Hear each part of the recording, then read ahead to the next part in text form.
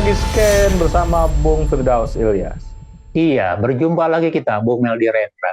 Jokowi Bung Firdaus, walaupun sering ya mengalami masalah-masalah ya, tapi memang nyawanya banyak Bung Firdaus. Jadi ada siasat-siasat yang tetap digunakan oleh Pak Jokowi ya, Jokowi Presiden. Terutama kemarin di Bali ya ketika dia ketemu dengan anaknya Bu Megawati ya, dan dia bersalaman ya senyum-senyum simpul segala macam. Ini menandakan ada gerakan-gerakan ya Puan Maharani terhadap Jokowi juga untuk dalam hal ini. Tapi kan keteguhan Bu Megawati memang adalah batu karang ya, susah ditembus ya, ditembus dengan kapal induk pun susah Bung Firdaus. Paling kapal induknya karam gitu ya. Nah, alternatif-alternatif yang ada di Pak Jokowi saya kira nih banyak hal ya. Misalnya alternatifnya ketika dia cawe-cawe di P3 ya, P3 ganti ketum gitu ya. Dan cawe-cawe juga di PAN, di Golkar gitu ya. Dia berkali-kali dia melakukan cawe-cawe selama dia menjadi presiden. Yang paling sulit dia cawe-cawe mungkin di PKB ya, dia nggak bisa di PKB. Dan banyak partai yang dia cawe-cawe.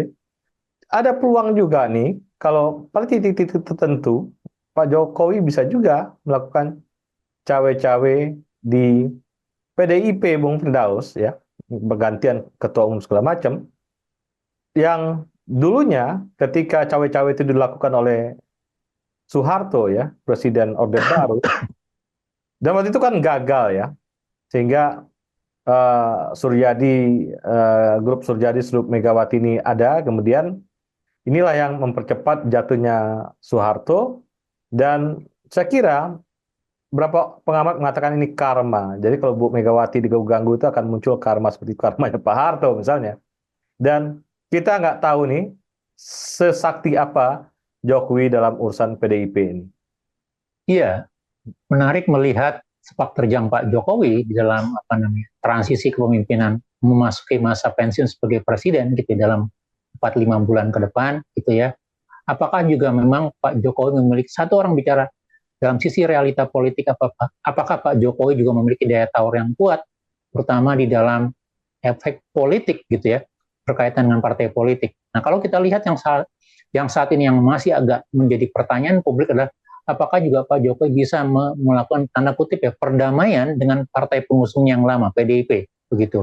Dan kalau kita lihat dalam pertemuan Forum Air di Dunia di Bali kemarin begitu, di mana ketua DPR datang Ibu Puan begitu ya, dan mereka bercengkrama gitu. Orang melihat tanda kutip ada satu pertemuan keinginan, satu pertemuan ambisi yang paling tidak untuk tahap pertama terakomodir gitu.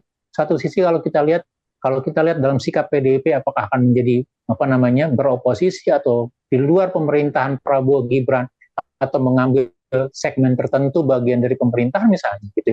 Itu yang masih dipertanyakan orang. Tetapi dengan melihat kehadiran Puan Maharani kemudian bertemu dengan Jokowi di Bali begitu melakukan pembicaraan, maka sebenarnya masih ada ruang negosiasi yang muncul di sana begitu. Dan yang kedua yang kita bisa lihat misalnya, satu sisi kita masih melihat bagaimana strategis dan kuatnya seorang Joko Widodo di dalam praktik perpolitikan Indonesia begitu. Bahkan dalam hal yang menentukan dalam untuk partai lamanya PDIP begitu. Nah, pertanyaan kita, apakah juga memang nanti dimungkinkan tanda kutip semacam ruislah gitu atau rujuk gitu PDIP dengan Jokowi atau Jokowi kembali ke pangkuan PDIP pasca dia tidak lagi menjadi presiden gitu ya dengan kompensasi tertentu misalnya. Apakah juga luka yang dirasakan gitu ya, yang dipendam gitu, yang kalau kita lihat bagaimana Ibu Megawati lebih banyak diam pasca Pilpres kemarin gitu ya, sebagai bagian dari kontemplasi dan kekecewaannya gitu ya, itu juga bisa hilang kemudian menerima kembali salah satu anak emasnya kembali ke pangkuan PDIP begitu ya, dengan memberikan semacam posisi atau kekuatan tertentu misalnya. Ini yang masih dilihat oleh publik lebih lanjut. Kira-kira seperti apa keberlanjutannya. Tetapi satu sisi yang kita tidak bisa bantahkan Bung Eli pasca Pilpres ya gitu. Bagaimana seorang Joko Widodo itu masih sangat memiliki pengaruh besar, masih memiliki semacam kekuatan politik begitu. Nah, yang ditunggu orang, apakah kekuatan politik ini akan dia jawantahkan dalam sebuah organisasi partai politik, entah itu partai politiknya yang ada saat ini, baik itu Golkar, PDIP, atau PAN, atau yang lain misalnya, atau dia jawantangkan dalam partai politiknya sendiri begitu. Kenapa? Karena ya saya merasakan gitu kalau kita belajar dari pengaruh-pengaruh sebelumnya gitu, paling tidak dalam satu periode pengaruh Jokowi itu akan masih sangat kuat pasca dia lengser nanti misalnya, artinya 5 tahun ke depan begitu ya gitu. Dan kalau itu bisa dioptimalkan terlepas dalam sisi apapun misalnya, maka akan bisa menjadi kekuatan. Jadi sekali lagi memang kalau kita lihat bagaimana tetap strategisnya posisi seorang Jokowi begitu ya, di dalam kancah politik ke depan gitu, dalam melihat kira-kira seperti apa nanti pergeseran-pergeseran kepentingan atau kekuasaan yang bisa kita lihat ke depan nanti, Bung Meli. Sebenarnya deal-deal yang bisa dilakukan, Bung Firdaus ya. Ini kan deal yang dia adalah sebuah seni dalam berpolitik juga ya.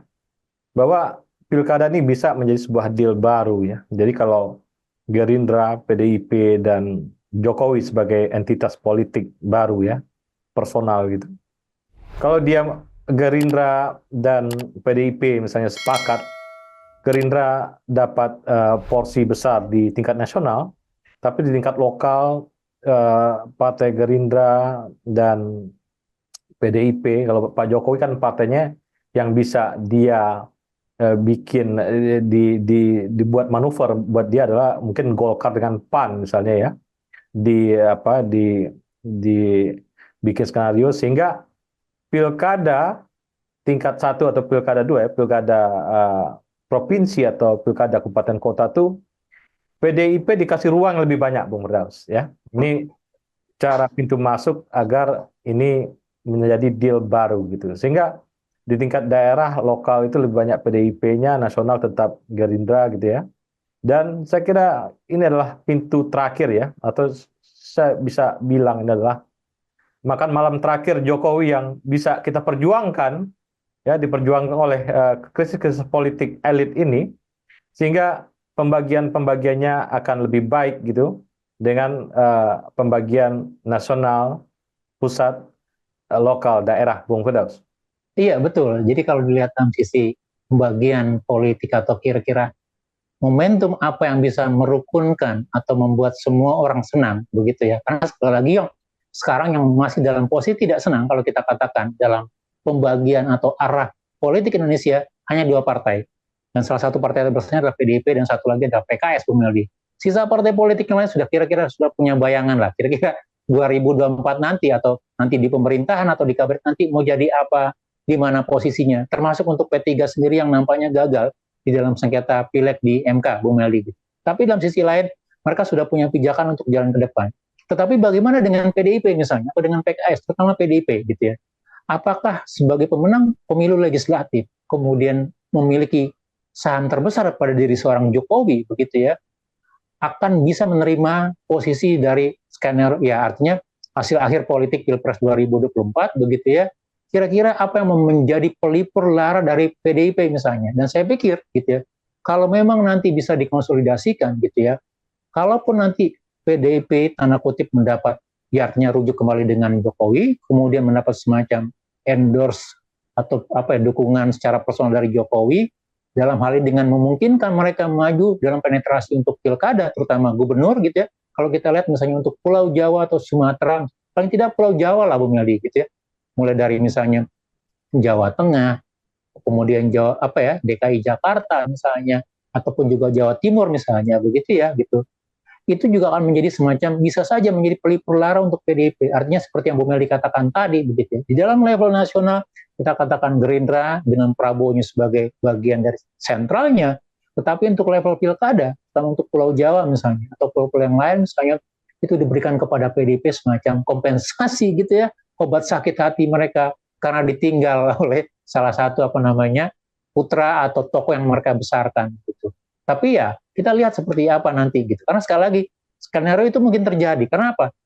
Notabene kalau kita mau coba pecah per regional, per wilayah misalnya per provinsi gitu ya, pengaruh Jokowi masih sangat kuat untuk beberapa provinsi tersebutkan entah di Pulau Jawa atau provinsi-provinsi lain gitu. Jadi kalaupun nanti figur yang diusung oleh PDIP misalnya bisa dipersonifikasikan sebagai bagian dari orang Jokowi gitu ya, atau kedekatan dengan Jokowi, maka bisa jadi dia akan mendulang suara gitu ya, mendapatkan kompensasi sebagai bagian dari kepemimpinan di level lokal, Bu Melty. Ya inilah yang disebut dengan distribusi kekuasaan, Bung Firdaus ya. distribusi kekuasaan itu bisa ya tidak hanya nasional, lokal juga kita jadikan sebuah cara agar komposisi kekuasaan ini bisa dibagi dengan baik gitu ya. Nah, nanti persoalan meritokrasi, nanti civil society yang mengkritik setiap hari atau segala macam tentang hal-hal yang apa yang tidak pantas atau dan lain-lain gitu ya. Karena di Indonesia sesuatu yang tidak pantas itu, Bang, di zaman Pak Harto, Soekarno, kemudian sesuatu yang tidak pantas itu tidak dijatuhkan oleh partai politik, tapi dijatuhkan oleh rakyat itu sendiri ya. Berapa kali sejarah kita memperlihatkan itu. Jadi walaupun kekuasaan dipegang oleh orang-orang politik, partai-partai politik, tapi ketika dia melakukan sesuatu yang tidak pantas, tidak etis, tidak bermoral itu, dia menunggu waktu, ini pasti suatu saat akan dijatuhkan oleh kerumunan massa ya atau massa yang marah dan akhirnya merubah menjadi perubahan-perubahan transformasi politik melalui rakyat, Bung Firdaus. Iya, betul sekali. Jadi walaupun pada akhirnya nanti gitu, terlepas dari bagaimana sirkus politik, permainan politik, dealing-dealing politik, gitu ya, kompensasi politik, tetap saja kita berharap nanti yang menjadi penilai utamanya, memberikan apa, mencabut atau meneruskan mandat, gitu ya, itu datang rakyat, ya kitalah yang akan menjadi apa namanya juri terakhir dari sistem politik Indonesia yang kita lihat seperti ini, gitu. Tetapi kalau kita bisa simpulkan untuk sementara, Bung Meldi, gitu ya, jadi pasca Pilpres 2024, mau tidak mau kita harus mengatakan bahwa Jokowi masih akan memiliki pengaruh yang besar. Jokowi akan masih menjadi kingmaker di dalam perebutan kursi-kursi baik itu gubernur atau mungkin juga bupati wali kota gitu. Terutama untuk daerah-daerah yang memang kita katakan di apa ya masih memiliki penganut atau apa ya pendukung fanatisme Jokowi yang kuat begitu. Maka mau tidak mau partai politik begitu ya harus tetap melihat posisi Jokowi sebagai salah satu yang dipertimbangkan. Entah itu dalam mengusung pasangan calon gubernur, wakil gubernur atau bupati wali kota begitu ya, tetapi juga bagaimana melihat mengidentifikasikan sebagai bagian dari orang yang dapat restu atau mendapat kedekatan dengan Jokowi, Bu Meldi. Jadi sekali lagi memang itu juga menjadi satu pertimbangan, walaupun sekali lagi pendaftaran pencalonan untuk pilkada itu masih bulan Agustus, tetapi juga Jokowi efek atau determinasi Jokowi harus jadi pertimbangan secara realita politik dalam pemilu kepala daerah nanti, Bu Meldi. Gitu. Terima kasih, Bung Firdaus. Iya, sama-sama Bu Meldi. Terima kasih. Salam Indonesia bersih. Salam Indonesia bersih.